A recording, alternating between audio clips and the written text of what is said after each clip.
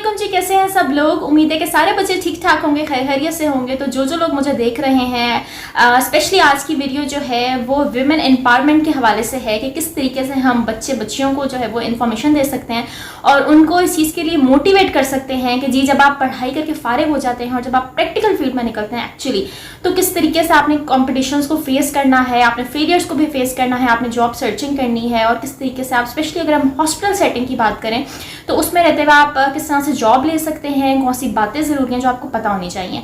तो पहले मैं अपना इंट्रोडक्शन करवाती चलूँ। My name is Maham Zulqarnain and I am a pharmacist by profession. I did my doctor of pharmacy back in 2017 from university of central Punjab. उसके बाद मैंने जॉब देखना शुरू करी एंड 2018 में मैंने जो है वो इंडस हॉस्पिटल को ज्वाइन किया। अच्छा, इसके साथ साथ ही जैसे जैसे मैं जॉब कर रही थी मैंने एमफिल में एडमिशन लिया और एमफिल मेरा हुआ 2017 से 2019 in pharmaceutics again from university of central Punjab. तो यहाँ पे इस बात को बताने का मकसद ये है कि बहुत से बच्चे कहते हैं कि हम एक चीज़ कर सकते हैं, either we go for studies और either we go for job. तो मैं ये बात बताना चाहती हूँ कि दोनों चीज़ें डेफिनेटली पॉसिबल हैं। आप जॉब के साथ साथ ही साइड बाय साइड आप अपनी स्टडीज़ को भी कंटिन्यू कर सकते हैं और इतना मुश्किल नहीं होता। It all depends on your hard work, on your dedication and whatever the thing you are achieving for. तो बहुत ज़रूरी है कि इस कंसेप्ट को समझें कि जॉब के साथ साथ ही अपनी स्टडी को आगे जो आप पोस्ट ग्रेजुएशन आप करना चाहते हैं उसको साथ ही में शुरू कर दें, ताकि आपका वक्त भी ना ज़ाया हो, आपका एक्सपीरियंस भी बढ़े, ठीक है, और इसके साथ ही आपके लिए आसानियाँ पैदा हो सकें। अच्छा, आज की वीडियो हमारे ड्रग इंस्पेक्टर जो लेक हैं उनसे मेरी कोलैबोरेशन करके है और उनसे बेसिकली वो चाह रहे थे कि मैं किसी टॉपिक पे वीडियो बनाऊं और अगर मैं हॉस्पिटल सेटिंग में काम करती हूँ तो मैं कुछ उसके हवाले से बच्चों को गाइड कर सकूँ, बता सकूँ। तो it's almost 3.5 years I have been working at Indus hospital. तो मैं बताना चाहती हूँ कि एक हॉस्पिटल में जॉब करने के लिए ऐसी कौन सी रिक्वायरमेंट्स हैं, ऐसी कौन सी चीज़ें हैं, इन्फॉर्मेशन जो कि बच्चों को पता होनी चाहिए।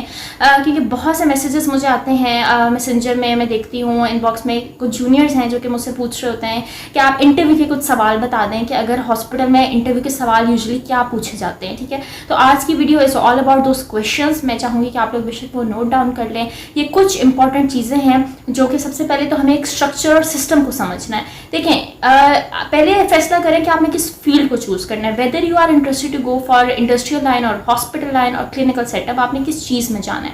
क्योंकि हॉस्पिटल लाइन में जाने के लिए it is very important to know firstly about the system. एक स्ट्रक्चर है, फार्मासिस्ट किस तरीके से अपना रोल वहाँ पे प्रोवाइड कर रहा है, वहाँ पे कौन कौन सी अपॉर्चुनिटीज़ हैं, कौन कौन से वेज हैं। तो इंडस हॉस्पिटल में मैं स्पेशली अब इंडस के हवाले से ही बात करूँगी ज़्यादा, ठीक है। और यही वो सिस्टम है जो कि किसी भी अच्छे अस्पताल में है। फार्मासिस्ट बेसिकली अपनी सर्विसेज प्रोवाइड कर सकता है under the pharmacy department. Different उसके जो हैं वो अपॉर्चुनिटीज़ हैं उसके लिए, जिस तरीके का ओपीडी फार्मेसी है, ठीक है, आउटडोर पेशेंट के लिए, वो मरीज जो कि आते हैं and they are not admitted for the further treatment, वो वहाँ से अपनी मेडिसिन लेके चले जाते हैं। तो ओपीडी में फार्मासिस्ट होता है, इन पेशेंट फार्मासिस्ट है जो कि डील करता है विद दी मेडिसिन जो कि उन पेशेंट्स के जो कि वार्ड में एडमिट होते हैं। उसके बाद हमारा इमरजेंसी फार्मेसी में फार्मासिस्ट होता है। इमरजेंसी का फार्मासिस्ट देखता है इमरजेंसी सिचुएशंस को, ठीक है, कि इमरजेंसी कोई आती है तो कौन सी मेडिसिन होनी चाहिए, आपको उसके बारे में इंफॉर्मेशन पता होनी चाहिए, कौन सी आपने at the time emergency situation में देनी है, कैसे गाइड करना है, तो इन बारे में आपको पता होना चाहिए, ठीक है। और इसके साथ ही क्लिनिकल फार्मासिस्ट है। अब क्लिनिकल फार्मासिस्ट क्या होता है, वो कैसे डिफरेंट है फ्रॉम हॉस्पिटल फार्मासिस्ट, तो ये सारी चीज़ें भी हम साइड बाय साइड लर्न करेंगे। तो एक बहुत मेजर कंसर्न ये होता है कि 5 साल की फार्मेसी के सिलेबस में हमने बहुत कुछ पढ़ा है, तो इंटरव्यू के लिए अगर अगले दिन हमारा हॉस्पिटल में इंटरव्यू है तो ऐसी कौन सी चीज़ें हैं जो हम जल्दी से गो थ्रू कर लें, जो हमारा इंटरव्यू भी अच्छा हो जाए और वो ईजी भी हो हमारे लिए गो थ्रू करना। तो सबसे पहले हम मेडिसिन को लर्न करेंगे फ्रॉम द क्लासेस, यानी कि हम मेडिसिन को डिवाइड कर लेते हैं उसको कुछ स्पेशलाइज क्लास में, ठीक है। जिस तरह कि आपको लासा मेडिसिन का पता होना चाहिए, अगर हम स्पेसिफिकली हॉस्पिटल सेटिंग्स से रिलेटेड, मैं इंटरव्यू के से रिलेटेड क्वेश्चंस बता रही हूँ, ठीक है। आपको लासा पता होना चाहिए। लासा होती है look alike sound alike drugs. तो आप गूगल पे जाइए, वहाँ पे लिखें look alike sound alike drugs, आपके पास पूरी लिस्ट आ जाएगी उन तमाम ड्रग्स की जो कि देखने में एक जैसे हैं या फिर जो सुनने में एक जैसे हैं। बड़ी कॉमन एग्जाम्पल में हम देख लेते हैं calcium gluconate with distil water.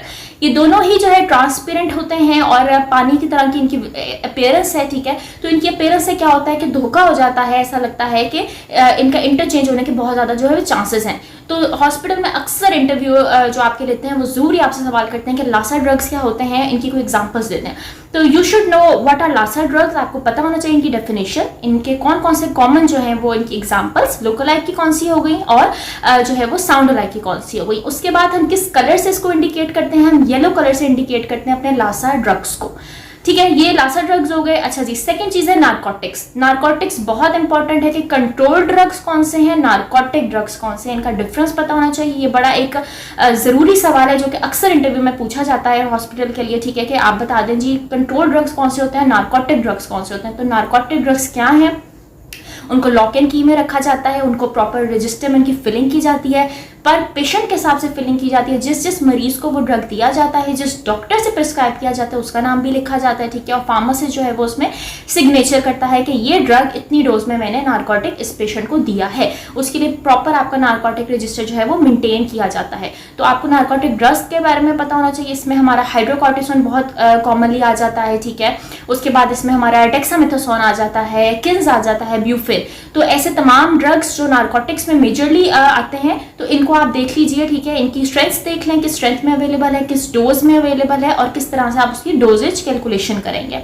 Narcotic high risk items वो आइटम्स होते हैं, इनके बारे में पता भी आपको जरूर होना चाहिए, जो कि रेड कलर से हम इनको इंडिकेट करते हैं। ठीक है, और इसमें हम बेसिकली क्या बताएंगे कि ये वो तमाम ड्रग्स हैं जिनकी कंसंट्रेशन अगर ज़रा सी ज़्यादा भी पेशेंट को चली जाए, ठीक है, तो हमारा जो है वो ज़्यादा जो है नुकसान होने के चांसेस होते हैं, ज़्यादा जो है वो हम देखते हैं कि पेशेंट को प्रॉब्लम क्रिएट हो सकती है। तो इनको बहुत ज़्यादा जो है वो मॉनिटर करके दिया जाता है, इनको स्पेशल रीचेक करके दिया जाता है। ठीक है, अब इसमें रोल आता है फार्मासिस्ट का डबल रीचेकिंग का। टेक्नीशियन जब मेडिसिन डिस्पेंस कर देता है, जब हम मेडिसिन टेक्नीशियन को बताते हैं कि ये पर पेशेंट के हिसाब से है, वो निकालता है, तो pharmacist specially in case of LASA, yellow से जिनको हमने इंडिकेट किया LASA drugs, lookalike, sound like, in case of narcotics, high risk drugs, red से इंडिकेट किया, इनकी जरूर जो है वो रीचेकिंग फार्मासिस्ट करता है।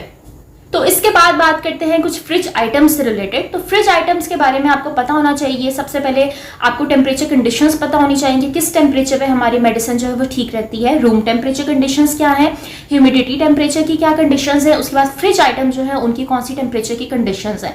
इसके लिए स्पेशली हॉस्पिटल सेटिंग में जो है वो हमारी टेम्परेचर शीट होती है, जिसको हर शिफ्ट में मॉर्निंग, इवनिंग, नाइट का फार्मासिस्ट जो है वो आके सबसे पहले आपके साथ ही अपनी लोकेशन पे जो है टेम्परेचर देखता है, फ्रिज का देखता है, ह्यूमिडिटी को चेक करता है फ्रॉम द मेजरिंग डिवाइस, और इसके बाद जो है उसको नोट डाउन करता है। तो आपको जरूर जो है वो पता होना चाहिए कि फ्रिज के लिए क्या कंडीशंस होनी चाहिए जिसमें आपकी मेडिकेशन जो है वो ठीक रहेंगी। और इसमें स्पेशली अगर हम फ्रिज आइटम्स की कॉमनली बात कर लें, हेपरिन के बारे में पता होना चाहिए। ठीक है, उसके बाद इंसुलिन हो गई, इमाटेट हो गई, ये वो तमाम इंजेक्शन हैं जो कि फ्रिज में पड़े जाते हैं और बहुत ज़्यादा जो है वो इमरजेंसी सिचुएशन में बहुत ज़्यादा अस्पताल में इस्तेमाल किए जाते हैं। तो बहुत ज़्यादा इंटरव्यू में सवाल पूछा जाता है कि इंसुलिन की स्ट्रेंथ बता दें, किस स्ट्रेंथ में होता है, उसका कलर क्या है, उसकी कितनी डोज जाएगी पर पेशेंट के हिसाब से। तो इसको एक दफ़ा ज़रूर जो है वो रिव्यू करके इंटरव्यू के लिए प्रिपेयर होइएगा। कुछ और एक्टिविटीज़ हैं जो कि हॉस्पिटल सेटिंग में की जाती हैं और फार्मासिस्ट की बहुत रिस्पॉन्सिबिलिटी है कि उसको उनके बारे में पता हो, और ज़्यादातर सवाल भी जिनके बारे में पूछा जाता है हमारे इंटरव्यू में। तो इधर मैं बताना चाहूँगी PHC प्रोटोकॉल्स के बारे में। PHC है Punjab health care commission indicators. अच्छा, Punjab health care commission indicators ये हैं कि इन्होंने कुछ इंडिकेटर्स दिए हैं, यानी कि minimum working strategies, protocol, standards बताए हुए हैं कि ये मिनिमम आपके ये रूल्स हैं, ये काम है, ये स्ट्रैटेजीज करने के प्रोसीजर, प्रोटोकॉल्स हैं जो कि आपको हॉस्पिटल सेटिंग में पूरे करने ही करने हैं। ठीक है, जिसमें उन्होंने बताया हुआ है आपको कि नर्स है एडमिनिस्ट्रेशन करेगी, तो मिनिमम नर्स को किस किस चीज़ का ध्यान रखना है, उसको देखना है कि कितनी ड्रग लगानी है, कितनी डोज में लगानी है, किस रूट से लगानी है, किस फ्लो से जो है वो अपने ड्रग को चलाना है। फार्मासिस्ट है तो वो लेबलिंग का ख्याल रखेगा। ठीक है, लेबलिंग प्रोटोकॉल्स इसमें बताए हुए हैं कि लेबलिंग किस तरह से करेंगे। ठीक है, इसमें जो है वो टॉल मैन लेटरिंग होती है। अब टॉल मैन लेटरिंग क्या होती है, इसमें हम जो है कुछ वर्ड्स को कैपिटल लिखते हैं, कुछ वर्ड्स को स्मॉल लिखते हैं। ऐसे वर्ड जो कि लासा होते हैं, लुक लाइक, साउंड लाइक, उनको डिफ्रेंशिएट करने के लिए जो है वो टॉल मैन लेटरिंग इस्तेमाल की जाती है। इसके साथ साथ ही जब आप मेडिसिन डिस्पेंस करते हैं तो रीचेकिंग किस तरह से की जाएगी। ठीक है, फिर फार्मासिस्ट की किस तरह से ओपीडी में डिस्पेंसिंग होगी, इमरजेंसी में। तो PHC के बड़े अच्छे से इन्होंने जो है वो कुछ पॉइंट्स की फॉर्म में आपको कुछ इंडिकेटर्स बता दिए हैं, तो ज़रूर उसको जो है वो आप एक दफ़ा गूगल पे सर्च करें। PHC के इंडिकेटर्स हैं फॉर फार्मेसी डिपार्टमेंट, स्पेशली कौन से इंडिकेटर्स हैं, किस तरीके से वो बताता है। पेशेंट की ओन मेडिकेशन, पेशेंट की अपनी मेडिसिन है तो उसके लिए क्या करना है। वर्बल ऑर्डर, डॉक्टर अगर आपको वर्बली कोई ऑर्डर देता है, ठीक है, लिख के नहीं देता प्रिस्क्रिप्शन पे, तो फिर आपने कैसे उस प्रोसेस को लेके कंटिन्यू करना है। अगर तो पेशेंट की कोई मेडिकेशन रिकॉल हो जाती है, रिकॉल मेडिकेशन क्या होती है, जिस तरह के बहुत सी मेडिसिन ऐसी होती हैं जिसमें कोई ऐसा फॉल्ट निकल आता है उनकी स्ट्रेंथ में, उनकी डोज में, जिस वजह से कोई गलती निकल आती है, जो कि ओवरऑल फार्मास्यूटिकल मैन्युफैक्चरिंग जो यूनिट है उनकी तरफ से गलती निकल आती है, तो फिर वो क्या करते हैं कि वो ओवरऑल ऑर्डर देते हैं और उस मेडिकेशन को स्टॉप कर देते हैं, अपने पूरे स्टॉक को उठवा लेते हैं तमाम अस्पताल से, तमाम फार्मेसी से, हर उस जगह से जहाँ वो बिक रही होती है। तो मेडिकेशन रिकॉल जो है उसके बारे में समझें कि वो क्या होती है, उसका कैसा फॉर्म है, उसको किस तरह से आपने जो है वो फिल करना है, फार्मासिस्ट का क्या रोल है। उसके बाद एडीआर रिपोर्टिंग का बड़ा मेनली सवाल पूछा जाता है कि एडीआर रिपोर्टिंग क्या है, एडवर्स ड्रग रिएक्शन रिपोर्टिंग। अस्पताल की एग्जांपल देती चलूँ तो बहुत ही कॉमन एक एग्जांपल है वैनकोमाइसिन से, विंचेक इंजेक्शन। उससे क्या होता है कि बड़ा एक कॉमनली एडीआर देखा जाता है कि स्वेलिंग हो जाती है, ठीक है। क्यों हो जाती है, उसका रेट है कि उसको कम से कम स्लोली डिफ्यूज करना है, 1 घंटे के रेट पे चलाना है।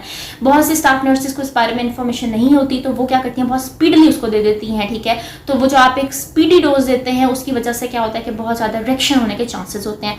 तो फार्मासिस्ट को इस बारे में बिल्कुल पता होना चाहिए कि किस तरीके से आपने किस ड्रग को देना है, कितनी स्ट्रेंथ पे देना है और कितने रेट फ्लो पे चलाना है। तो इस वजह से एडीआर रिपोर्टिंग अगर कुछ होती है तो डॉक्टर से किस तरह से फॉर्म फिल करवाना है, उसमें कौन सा सेक्शन कॉलम है जो फार्मासिस्ट फिल करता है, पेशेंट से उसका जो है वो बयान लिया जाता है, पूछा जाता है। तो एडीआर रिपोर्टिंग फॉर्म के बारे में भी इंफॉर्मेशन होना बहुत ज़्यादा ज़रूरी है, इसके बारे में आपको पता होना चाहिए। हॉस्पिटल सेटिंग की बात करें तो यहाँ पे ऑडिट्स होते हैं। ऑडिट से ये होता है कि आप इन्वेंट्री रिलेटेड ऑडिट करते हैं, इन्वेंट्री चेक करते हैं, जिसमें आप अपनी चीज़ों का बैच वाइज होता है, आपका एक्सपायरी वाइज होता है, ठीक है। इसमें हम बैच देखते हैं, एक्सपायरी देखते हैं। जो शॉर्ट एक्सपायरी आइटम्स हैं 6 मंथ्स की जिनकी एक्सपायरी है, तो उनको क्या करते हैं हम फर्स्ट इन फर्स्ट आउट के रूल पे, जो हमने फीफो पढ़ा था, तो हम उनको आगे मेडिसिन को रख देते हैं ताकि हमें पता चले ये शॉर्ट एक्सपायरी है। इसकी प्रॉपर लिस्ट बनाई जाती है। इसमें फार्मासिस्ट का रोल है कि वो टेक्नीशियन के साथ मिलकर जो है वो काउंटिंग करवाता है मेडिसिन की, ठीक है।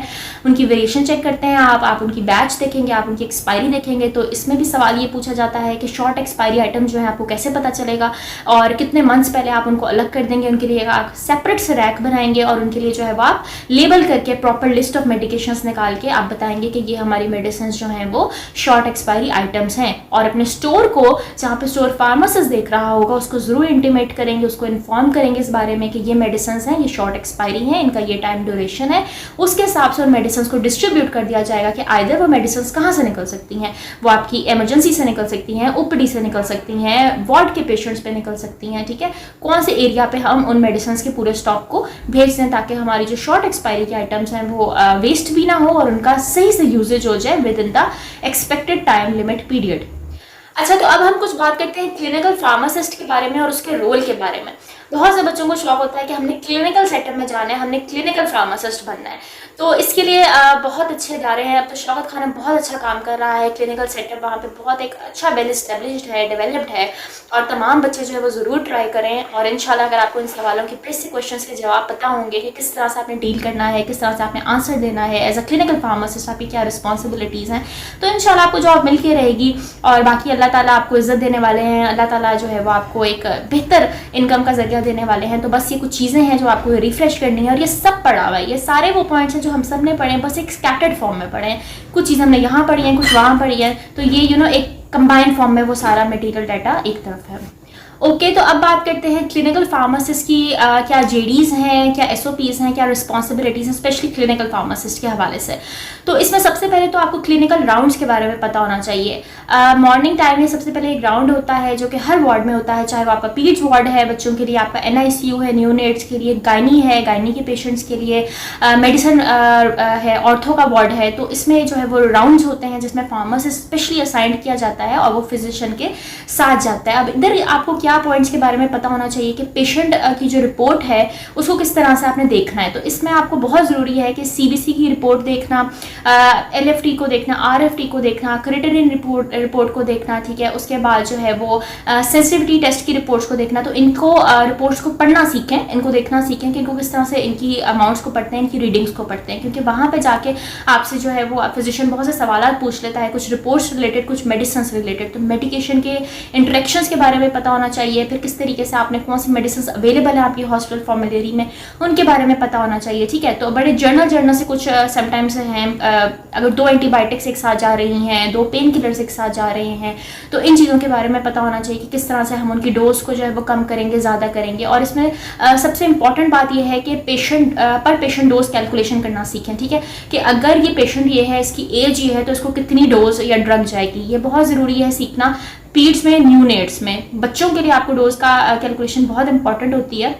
तो उनके हवाले से जो है वो डॉक्टर्स आपको बहुत रिस्पेक्ट कर देते हैं। हॉस्पिटल्स में आप देखें, ये बहुत ज़्यादा वहाँ पे रिस्पेक्ट है फार्मासिस्ट के लिए जो आपको डोज बताता है। तो आपको फिर इसमें ग्रिप भी होनी चाहिए, ठीक है। आपको डोज कैलकुलेशन करनी वाकई में सीखने की, अगर उस टाइम आपसे डॉक्टर आपका पूछे कि आप चीज़ की डोज बताएं, कितनी डोज जाएगी, तो आपको याद होनी चाहिए। कुछ चीज़ें तो आप याद कर लें, जिस तरह के पेंसिलिन्स में जो एंटीबायोटिक्स जाती हैं, या फिर हमारी कॉमन स्फेलोस्पोरिन्स में जो एंटीबायोटिक्स जाती हैं जो हॉस्पिटल सेटिंग में, तो कुछ ड्रग्स ऐसे हैं जिस तरह सेफ्ट्रेक्सोन की आपको पता होनी चाहिए, ठीक है, कितनी पर पेशेंट के हिसाब से डोज जाती है। सिप्रोक है, सिप्रोफ्लॉक्सासिन, लीवोफ्लॉक्सासिन है, पल्मोफ्लॉक्स है, ये वो मैं बता रही हूँ जो कि बहुत हॉस्पिटल सेटिंग में जो है वो ज़्यादातर रनिंग आइटम्स हैं जो जाते हैं, ठीक है। उसके बाद रिंगर है, हमारे जो ड्रिप्स हैं, तो बच्चों में कौन सी ड्रिप्स जाती हैं, एडल्ट में कौन सी ड्रिप जाती है, ठीक है, इन चीज़ों के बारे में। फिर टैबलेट्स हैं, टैबलेट्स की कौन सी डोजेस फॉर्म्स हैं, किन में अवेलेबल हैं, कितनी स्ट्रेंथ है और कितना उनका पर डोज है पेशेंट के हिसाब से, इसके बारे में आपको पता होना चाहिए, ठीक है। तो ये कुछ चीज़ें जो ज़रूर एक दफ़ा वेरीफाई करके पढ़ के जाएँ, क्योंकि ये अगर आपको चीज़ें आती होंगी तो आप इंशाल्लाह बड़ा अच्छा डॉक्टर के साथ मिलकर काम कर सकेंगे, आपकी रिस्पेक्ट भी बनेगी। और क्लिनिकल फार्मासिस्ट की रिस्पॉन्सिबिलिटीज़ ही ये हैं कि वो क्लिनिकल राउंड्स में जाए, उसको ड्रग डोजिंग निकालनी आए, उसको पर पेशेंट के हिसाब से कैलकुलेशन करनी आए। तो यकीनन अगर आप लोगों को कोई सवालात हो इस बारे में कि कौन कौन सी ड्रग्स हैं, हम कैसे कैलकुलेशंस कर सकते हैं, तो मैं उसके बारे में भी एक वीडियो कर सकती हूँ जिसमें हम कॉमन ड्रग्स को डिस्कस कर लेंगे। हम कॉमनली ड्रग्स की, क्योंकि अब सारी तो पॉसिबल नहीं है कि हम उसको मेमोराइज कर सकें, तो कॉमन ड्रग्स को देख लेंगे, हम कॉमनली देख लेंगे कि किस तरीके से उनकी जो है वो पर पेशेंट डोज को निकाला जाता है। तो इस बारे में आपको पता ज़रूर इन्फॉर्मेशन होनी चाहिए, एज अ क्लिनिकल फार्मासिस्ट से आपकी ग्रिप होनी चाहिए।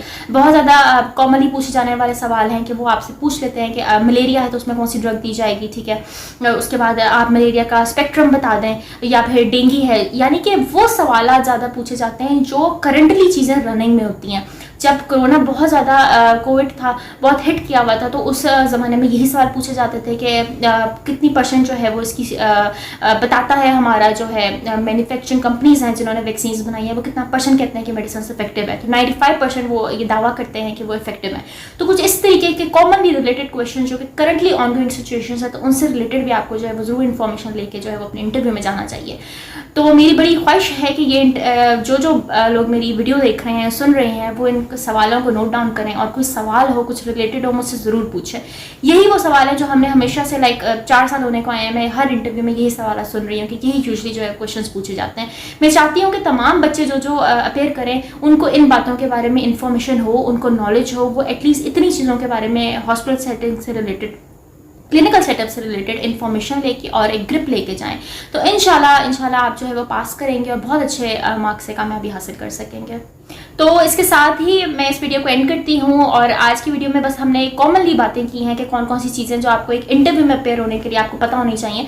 इंशाल्लाह हम इसके आगे और भी सेशंस करेंगे, हम इसके और भी पार्ट्स बनाएंगे जिसमें स्पेसिफिकली फिर हम नारकोटिक्स को पकड़ लेंगे, हम लासा को डिस्कस करेंगे, हम एंटीबायोटिक्स को डिस्कस करेंगे, CME के बारे में बात करेंगे, क्लिनिकल फार्मासिस्ट के रोल के बारे में बात करेंगे, ताकि जब अगली दफ़ा आप लोग इंटरव्यू के लिए अपेयर हो तो आप लोगों के लिए आसानियाँ पैदा हो सकें। इस प्लेटफॉर्म से हमारी यही मदद है, हमारी यही है हमारा एम है कि जितना हो सके हम गाइड कर सकें, हम अवेयरनेस फैला सकें, स्पेशली वुमेन एम्पावरमेंट कर सकें। मैं चाहती हूँ कि तमाम बच्चियाँ जो हैं वो बाहर निकलें और अपनी एजुकेशन को इस्तेमाल करना सीखें, और जाएँ और जाके तमाम कामयाबियाँ हासिल करें। जो कुछ अल्लाह ताला ने उनके लिए बेहतर लिखा है वो ज़रूर आप लोगों को ये मिलेगा। बस ज़रा सी मोटिवेशन की रिक्वायरमेंट है, ज़रा सी मेहनत की रिक्वायरमेंट और ज़रा सी गाइडेंस रिक्वायर्ड है।